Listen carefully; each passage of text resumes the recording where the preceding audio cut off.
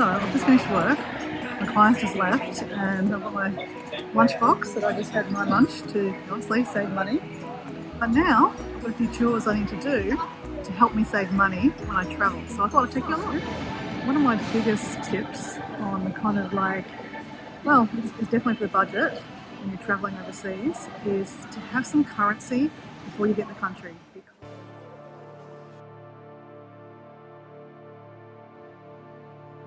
Okay, next point of call, the bookshop.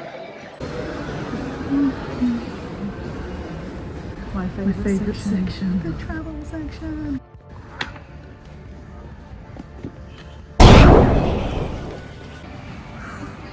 Heart attack averted.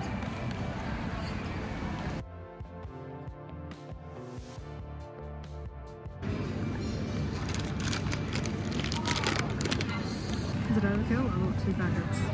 Oh well.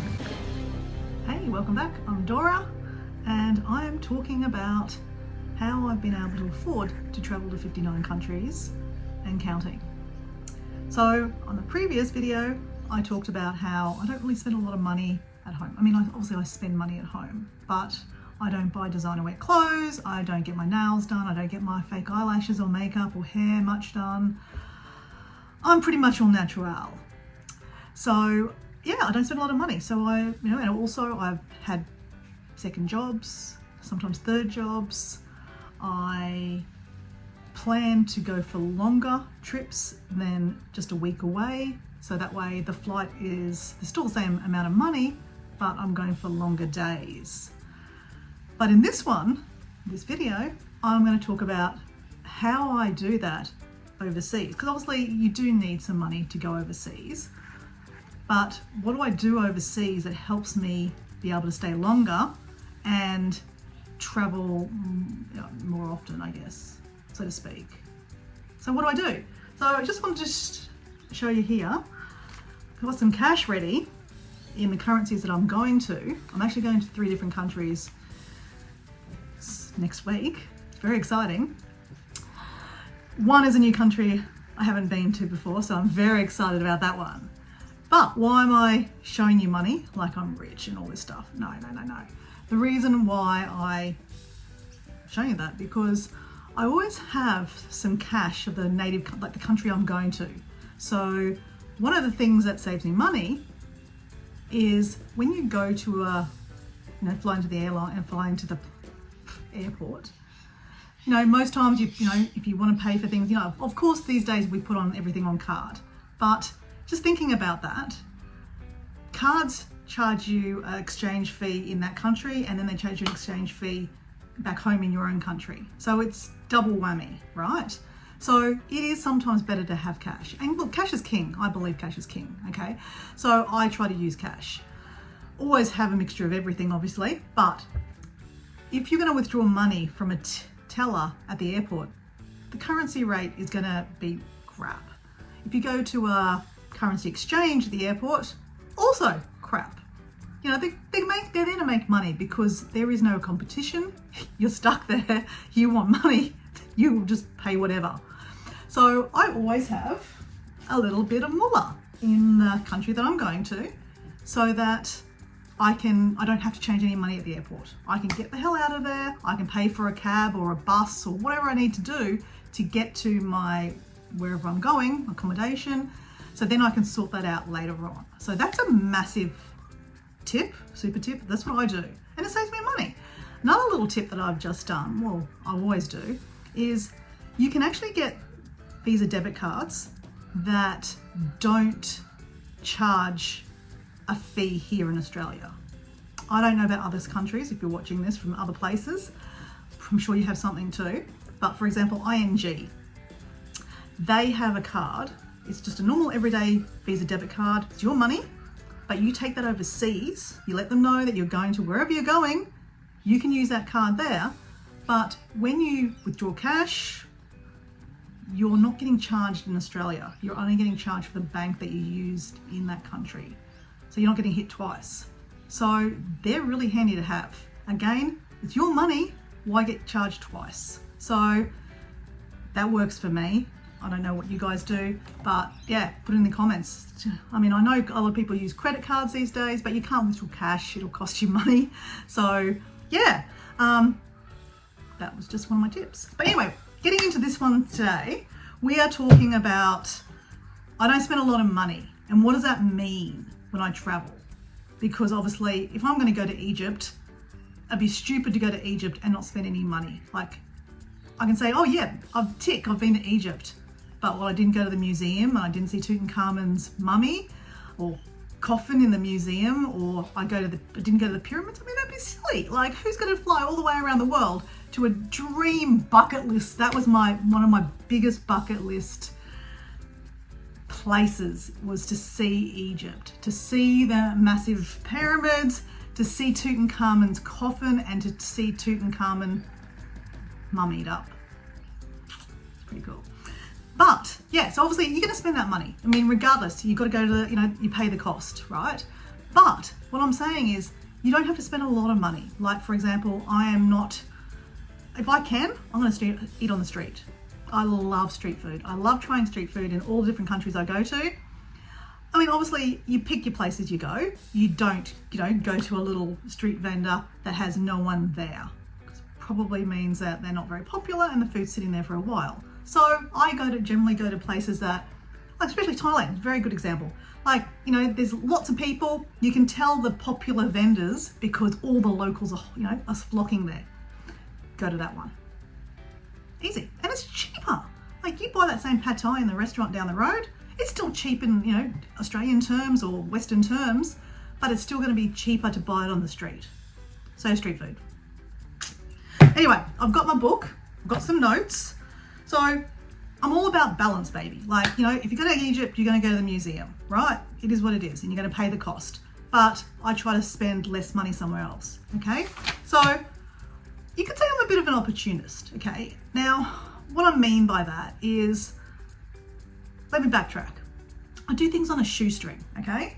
I've even got the Lonely Planet that says on a shoestring. Western Europe on a shoestring. This is my first Lonely Planet I ever bought when I went backpacking for 3 months. So obviously if I was backpacking, I stay in backpacker hostels. I'm not exactly 20 anymore, but guess what? I still stay in backpacker hostels. Why not? You can. And I've stayed in them in my 20s, 30s, and my 40s. And when I turn in my 50s, I'll still do it. I've actually gone to backpacker hostels and not been the oldest person there. I'd be like, oh, freak, I'm gonna be the oldest person, but I'm not.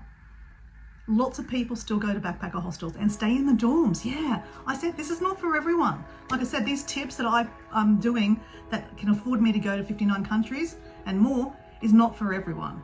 Not everyone eats street food. Not everyone will stay in a backpacker hostel, carrying a backpack and want to stay in a dorm room. I get it. This is just what I do. So yeah, I stay in backpacker hostels a lot. I mean, I don't say always. Like some countries you go to, they have pensions because they don't have backpacker hostels and they're like just cheap rooms. Yeah, Asia, they don't have a lot of backpacker hostels. You stay in just cheap rooms. Like, yeah. So that's what I do. I try to stay in cheap rooms. I don't spend a lot of money on a big hotel because I'm not staying in the hotel. I'm out of there. Like, it's only a place to put my bag, literally, and sleep for a couple of hours. And then I'm up again. So I'm not gonna spend a lot of money. Yeah, that's just me. So another thing about backpacking or staying in hotels, and it's an opportunist here that I am, is that, some places give you free breakfast. A lot of backpacker hostels, even hotels, will give you free breakfast. So, for example, in France, they'll give you, a baguette with jam. I will fill up on that, of course, but I'll take an extra little baguette, jam, make it up, little sandwich, put it in a little napkin, chuck that in my little backpack, day pack. So I've got lunch or a snack. Is that stealing? No, I've paid for it. So I do that a lot. And if I'm staying at a hotel and they give you breakfast, mate, it's better than like just a baguette and jam. You can actually put ham on there and cheese.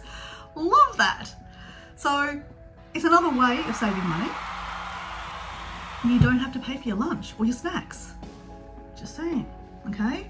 So yeah, filling up on breakfast and take your lunch with you from the breakfast place. Another thing I did was when I was backpacking in Europe, it wasn't very hot I mean, you couldn't do this in Australia very much, but like for example, I would buy baguettes, salami and cheese, put that in my day pack, and I would just have that on the train, or when I was backpacking around, I would just pull it out and make a little sandwich for myself. Cheap lunches or snacks. Sometimes you can have that for dinner. So again, you know, the cost of going out for breakfast, lunch and dinner adds up. And I know you're saying, well, hey, you're on holidays, Dora. Live a little. Yeah, cool. Yeah, of course, I don't sometimes would have live a little, but I'm trying to stay for longer so I can see more. So that's why I was able to stay for 3 months when I was in Europe, because I stayed in backpacker hostels and I ate cheaply. Otherwise, I have to go home and then pay for another flight to go back, the next year and go for another month or 2 weeks or whatever. So all I'm saying is it's cost effective to stay longer. What else? I walk a lot of places. So with my backpack, it's easier to get around. And now I understand that not everyone is fit enough to carry a big backpack or a backpack and walk around. That's why, taxis are available to us, or Ubers and stuff. But while I'm still fit, I'm gonna carry my backpack. It's good exercise. I'm not joking. You get abs from carrying backpacks. Maybe it's because my backpack's too heavy. That could be it. So yeah, I walk a lot of places. Like generally backpacker hostels are in kind of central places, maybe not in the middle, but they're just on the outskirts. So you can walk everywhere or catch public transport. Again, not everyone likes to do that. I like public transport. I like to catch a bus and just see the world around me, or the trains, and just see the locals and see how they travel and how they work and live. But yeah, public transport and walking. Walking's free. Free things. So the other thing about these Lonely Planets, which are gold, and I'm trying to get a Lonely Planet for one of the countries I'm going to that I haven't been before, is that they tell you in here, like, free things. And now I know you can get this online, and you can probably say, well, Dora, you can save money, just print it off and just screenshot it and have it on your phone. I like a book. I like a physical book to read it.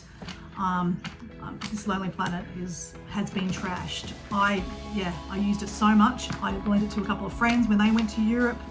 Love that. And like, there's so many notes in here. I've got, where I circled and where I went and blah, blah, blah.